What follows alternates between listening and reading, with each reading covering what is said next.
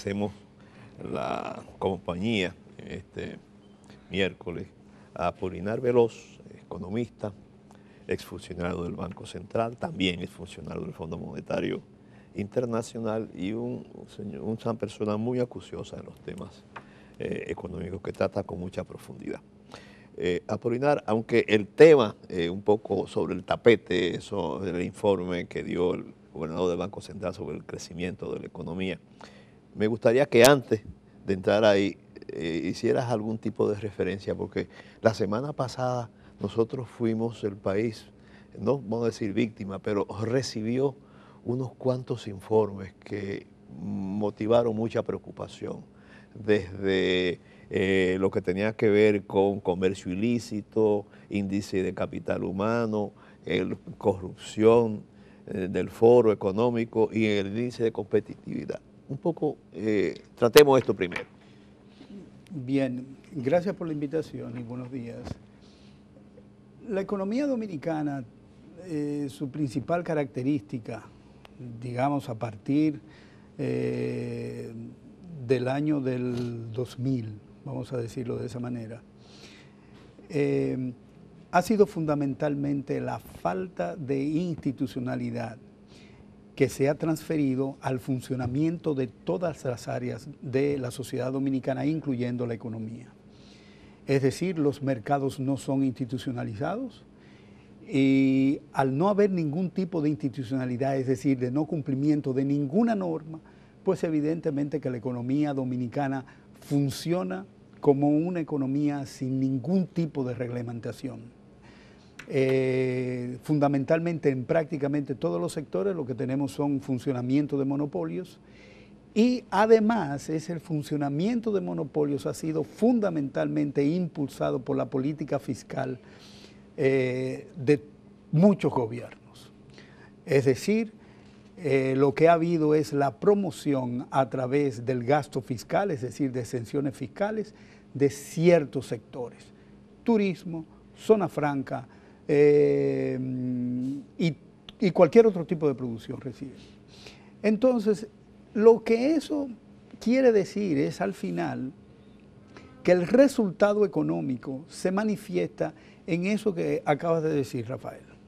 Es decir, tú tienes, por ejemplo, un índice de desarrollo humano precario porque no hay ningún tipo de competencia, una competencia sana entre los diferentes sectores de la economía que permita incorporar mayor cantidad de trabajadores con un salario decente al sistema de producción. Por el contrario, los expulsa y los envía a lo que es el sistema informal de producción, donde hay un salario inferior al resto de la economía formal, no tiene ningún tipo de beneficios sociales, etcétera, etcétera. Pero además eso tiene que ver con la distribución del ingreso, es decir, hace que la distribución del ingreso sea precaria. Y al tener una distribución del ingreso precaria, también tiene acceso a los diferentes servicios de manera precaria, salud y educación. De tal manera que esos informes que se han publicado internacionalmente necesariamente reflejan lo que es el estado de la sociedad dominicana, no de la economía, sino de la sociedad dominicana. A eso se refirió el Banco Mundial. ¿Y cómo se explica esto? El Banco Mundial hablando de salud y de educación. Bueno, que lo que pasa es que la situación ya es... El Banco Mundial no, el BID fue el Banco Interamericano de Desarrollo. Y el Banco Mundial también hizo también. Del desarrollo humano. Desarrollo humano. Lo que pasa es que ahora coincidieron mismo, en ese sentido. Hace bastante tiempo que algunos economistas en el Banco Mundial dijeron, bueno, no solamente basta con medir el nivel de actividad económica, es decir, cuánto producen los diferentes sectores que participan en la economía, también es necesario medir conjuntamente con eso cuál es el beneficio desde el punto de vista social que recibe la población, es decir, cuál es su desarrollo humano.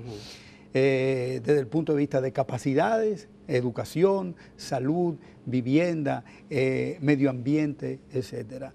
Y ya es imposible no relacionar el bienestar de la economía con todos esos, digamos, indicadores sociales.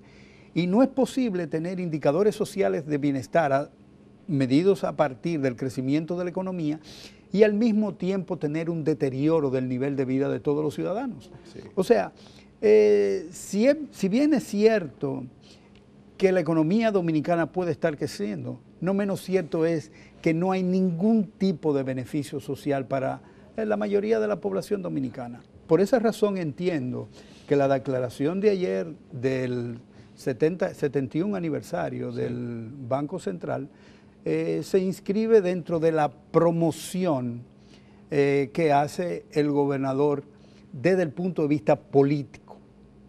Esa declaración y las declaraciones que ha venido haciendo cada vez que el gobierno tiene un problema se inscribe en la promoción política y por esa razón el Banco Central pierde su independencia, que es una de las características fundamentales de un banco central. Pero por ¿cómo eso así? ¿Cómo así pierde política? su independencia No lo de la independencia, sino la declaración política. Es una declaración política porque lo que busca el gobernador del Banco Central es apoyar a una gerencia pobre de la economía que ha hecho este gobierno y durante todos los gobiernos en lo que ha participado esta administración del Banco Central. No solo durante el gobierno de Danilo Medina, sino también el gobierno de Leonel Fernández y antes, en el 1996-2000, de la misma forma. Es decir, lo que hace la gobernación del Banco Central es dar noticias buenas cuando el gobierno justamente está haciendo una labor que es, digamos, muy cuestionable desde el punto de vista de la política económica. Y veamos que es así. El Banco Central había anunciado desde que inició esta administración que uno de sus elementos fundamentales de la política era la estabilidad del tipo de cambio. Y eso le daba confianza a los sectores de la economía y a los sectores inversionistas del extranjero que venían a la República Dominicana. Sin embargo, ayer el gobernador, y está en el periódico citado, el gobernador dijo: yo impulsé la devaluación del tipo de cambio, para referirse a los últimos movimientos del tipo de cambio.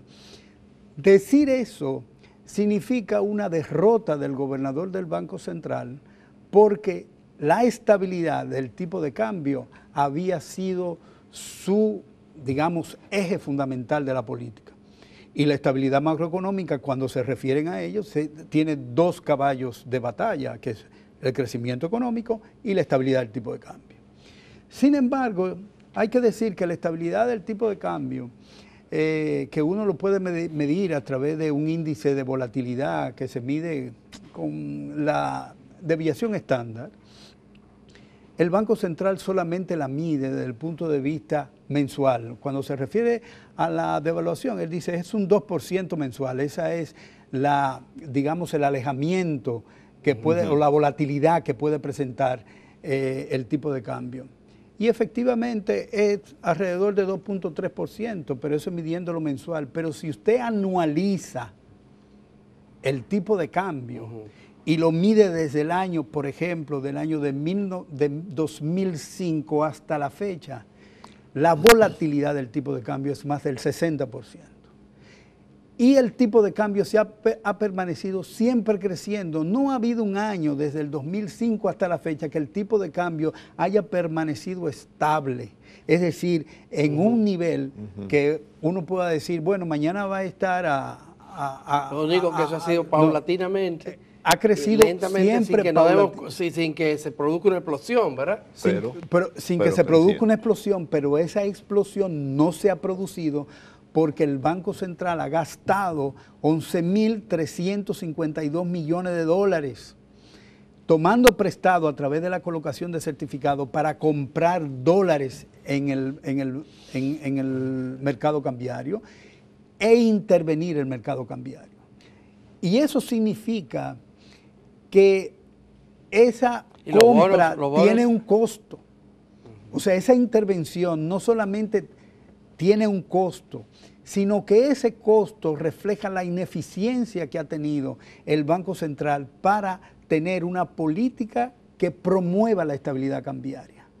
O sea, la sociedad dominicana está pagando eso, porque en la medida en que el Banco Central tiene un costo de su política monetaria. Ese costo no lo cubre el Banco Central, sino que por ley lo debe cubrir el gobierno central, Sí.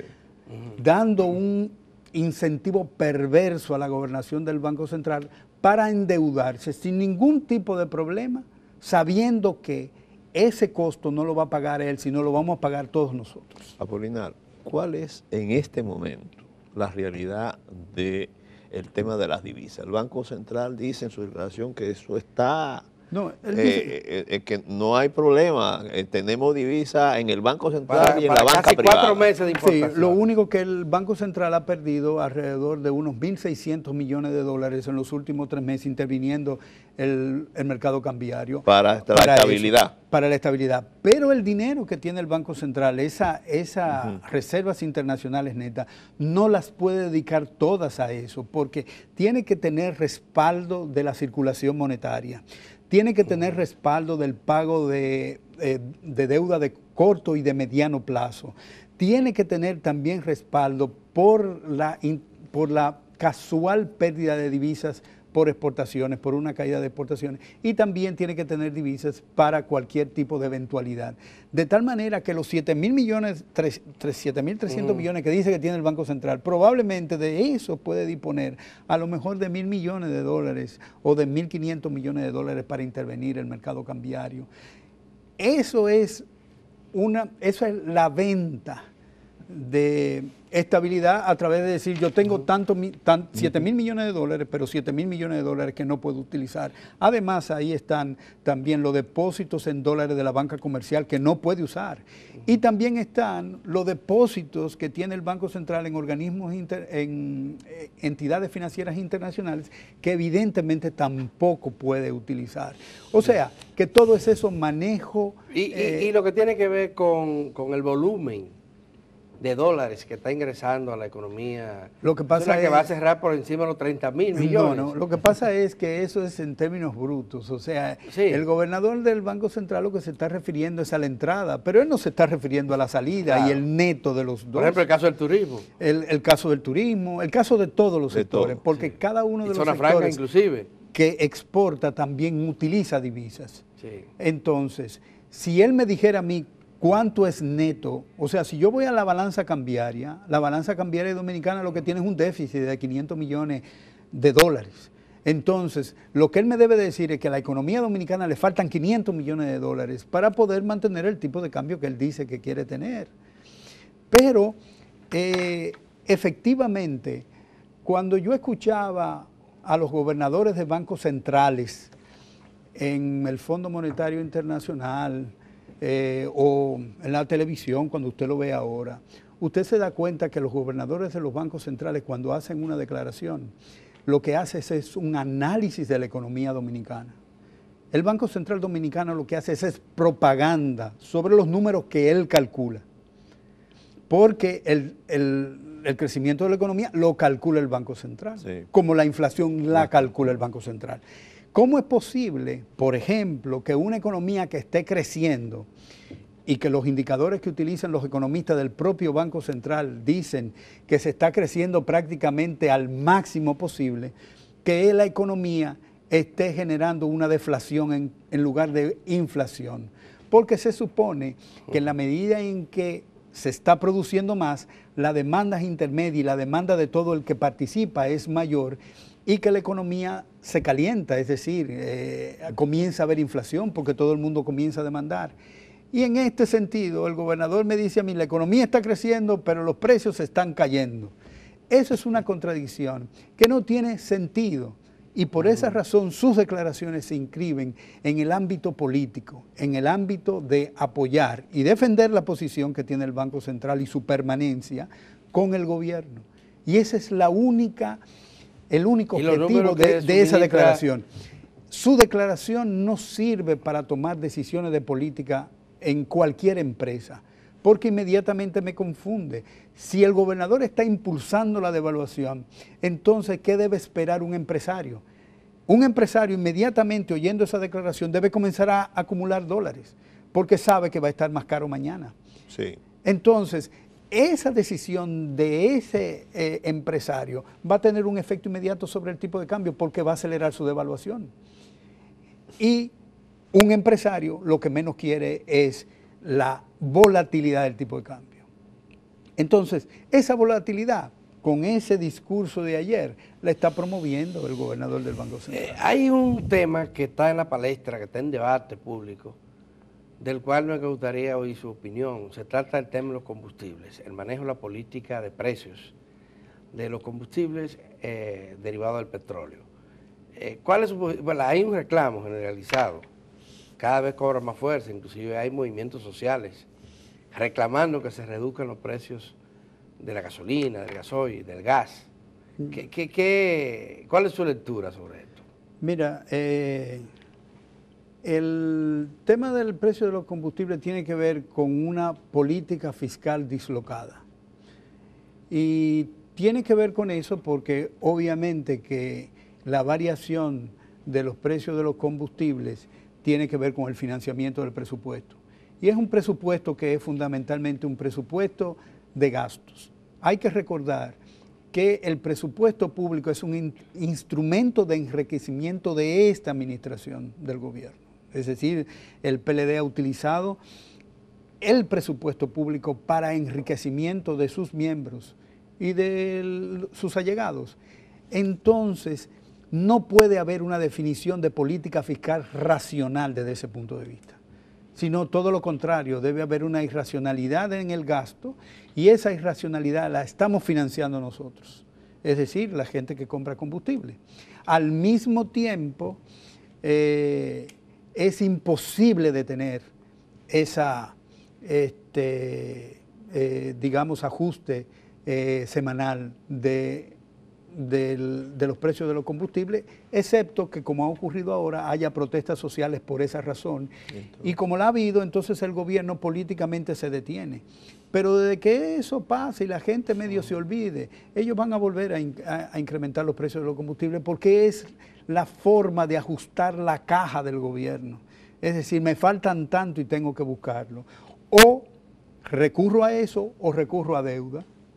Esta es una economía que lo que el gobernador del Banco Central debería estar diciéndole a la gente, ¿cómo es posible que el crecimiento de la economía esté fundamentado en el consumo? O sea, una economía que consume el 81% de su producto, deja 19% del producto para la inversión, pero sucede que el ahorro es alrededor del 19%, es decir, que hay que financiar 4% del producto para lograr tener la inversión que se debe. ¿Está bien? Tenemos un déficit fiscal mal contado de 4%, pero si se cuenta todo el sector público, el déficit debe andar por encima del 7%. Una deuda que ya está tan mal contada que, por ejemplo, la capitalización del Banco Central, que cuesta 320.000 millones, no está siendo registrada como deuda en el gobierno central. Y deberían hacerlo, porque cuando consolidan esos dos valores se compensan. Pero lo importante es que no hay un registro de esa deuda en el gobierno central. Pero, sin embargo, el Banco Central sí la registra como una cuenta a recibir. Y ese Banco Central, aún con ese enorme activo que no está registrado en el gobierno, registra un déficit de 44.000 millones de pesos. Es decir, estamos hablando de 1.2% del PIB de déficit del Banco Central. Y eso no es justamente una administración racional ni eficiente del Banco Central de la República Dominicana. Vamos a la deuda pública. Hay diferentes montos. Tú recientemente hiciste un esfuerzo por decir, bueno, esto es realmente lo que es deuda pública, sumando cosas que normalmente no se suman. Aparte del monto, a mí me interesa que busque o compartas con nosotros con relación a qué debiéramos compararnos el monto de la deuda, porque hablamos del Producto Interno Bruto y no importa si es 50, 60, otros países tienen 110. El servicio de la deuda en relación a qué debiéramos verlo. Con relación a los ingresos tributarios, o sea, que son los ingresos que regularmente tiene el gobierno. Y si yo veo el servicio de la deuda, no solamente el pago de intereses y el pago de la amortización, entonces de ese servicio de los ingresos tributarios estaríamos hablando del 40%. Eso quiere decir, en buen castellano, que de cada peso, 40 centavos se va al pago del servicio de la deuda. Solo en eso. Solo en eso. Solo en eso. Ahora bien, la dinámica del producto también tiene otro objetivo. Cuando se mide digamos, la dinámica de la deuda pública, generalmente se hace con referencia a dos elementos. El primero tiene que ver con el superávit primario que genera el gobierno central, es decir, el gasto excluyendo los intereses los ingresos excluyendo los ingresos y tomando los gastos pero excluyendo los intereses. Eso da una medida del colchón que tiene el gobierno para pagar los intereses. ¿Qué ocurre? El Fondo Monetario Internacional le había recomendado al gobierno que debería tener un superávit primario de 1.6, pero el gobierno tiene un déficit primario de 0.2% del producto. O sea, por ahí ya sabemos que la deuda pública no puede ser estable porque usted no tiene los recursos suficientes para pagar los intereses sin tener que incurrir en nuevos créditos. Entonces eso es lo que nosotros conocemos en economía como Ponzi, como un juego de Ponzi. Es decir, usted paga tomando prestado. Y la deuda no se para. Desde ese punto de vista, la deuda tiene que crecer y por eso la política fiscal es insostenible igualmente que la deuda. El otro elemento es el producto. ¿Por qué el producto crece mucho? Porque cuando usted mide la estabilidad de la deuda, la mide con relación a la brecha que hay entre el mayor producto que usted pueda tener y el producto del año. O sea, que eso es lo que le llaman el gap del producto potencial, pero bueno, es difícil. O sea, lo que hay es que toman el producto y mientras más crece el producto, evidentemente que usted va a tener una menor deuda. Por eso el esfuerzo de la gobernación del Banco Central de hacer crecer el producto a una velocidad impresionante, porque de la única manera que puede exhibir que tiene una deuda sobre el producto que está decreciendo es a través del crecimiento del producto. Aunque la deuda sigue creciendo. ¿Está bien? Entonces por eso es que yo digo que esta declaración del gobernador del Banco Central no obedece a un análisis de la economía dominicana, es decir, a ver cuáles son las debilidades que tiene y a proponer políticas que puedan resolver las ineficiencias que muestra la economía dominicana, sino el propósito es apoyar políticamente a un gobierno que a todas luces ha sido un gobierno ineficiente y que ha promovido fundamentalmente la desigualdad de la población en términos de empleo, en términos de salud, en términos de salarios, en términos de cualquier cosa que usted lo quiera ver, educación, salud, etcétera. Las perspectivas. Las perspectivas de la economía dominicana son, y ya lo venía anunciando el último artículo 4 del Fondo Monetario Internacional, a pesar de que toda la bonanza de la economía dominicana, sus perspectivas dependen de qué pase con el precio del petróleo, qué pase con el precio de los intereses de la deuda. Fundamentalmente porque es una economía que se está endeudando a una velocidad extraordinaria. Primero, ya han comenzado, o sea, la política de Estados Unidos comercial ya comienza a tener efectos y esos efectos obviamente que se están traduciendo en la economía norteamericana y efectivamente las tasas de interés ya tenemos 4 incrementos de las tasas de interés en Estados Unidos y evidentemente eso va a reducir la velocidad con que crece la economía norteamericana y evidentemente va a afectar a la economía dominicana. Los precios de los combustibles se están subiendo y eso efectivamente es un costo para la economía dominicana. va a seguir subiendo el costo de los combustibles, va a subir el precio de la electricidad, va a subir el precio de todo. O sea, la inflación yo no sé cómo el gobernador la va a contener en ese momento, porque es imposible que no se reflejen los precios de esos bienes intermedios en la economía dominicana, porque son de uso generalizado.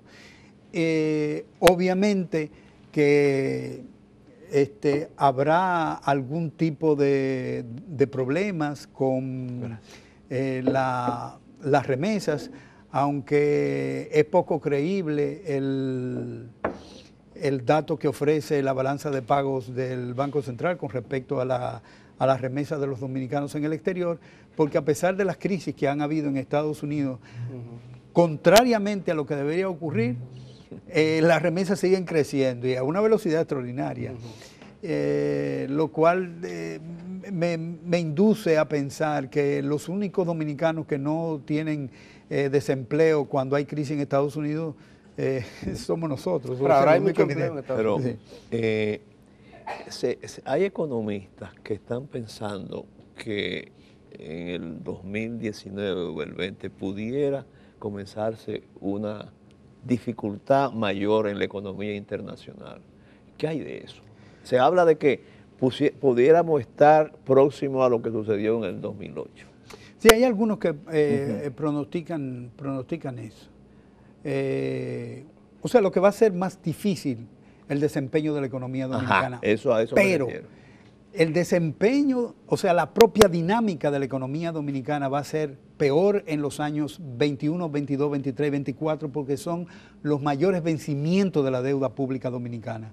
Estamos hablando de que los vencimientos en promedio deben ser de alrededor de 5.000 millones de dólares en esos años, de manera consecutiva.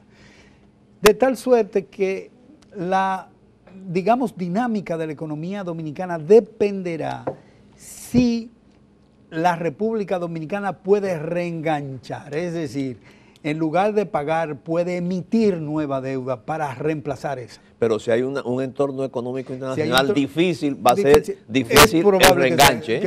Ese reenganche. Y obviamente nosotros tenemos el problema de que ya los agentes financieros internacionales saben que la economía dominicana está utilizando el propio endeudamiento para cumplir con sus compromisos y que ellos saben que eso es un peligro, de tal manera que la deuda va a venir un poco más cara, no solamente porque incremente la tasa de interés, pero siguen prestando. sino siguen prestando porque ellos saben que es una deuda soberana. Y la deuda soberana tiene mecanismos. No es como en el año de 1916 que mandan una cañonera a República Dominicana, pero hay organismos internacionales que se ocupan de cobrar. Y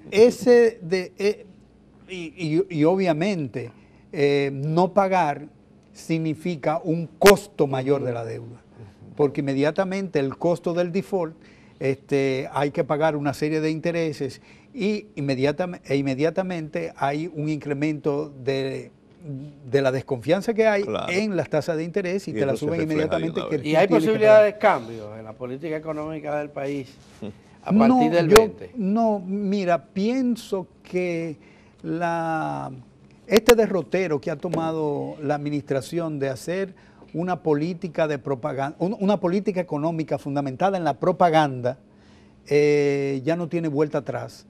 O sea, ellos han pintado una vitrina económica para el resto del mundo, pese a que hay innumerables problemas que no han sido superados y que evidentemente, lejos de anunciar una bonanza económica, lo que anuncian es una crisis económica.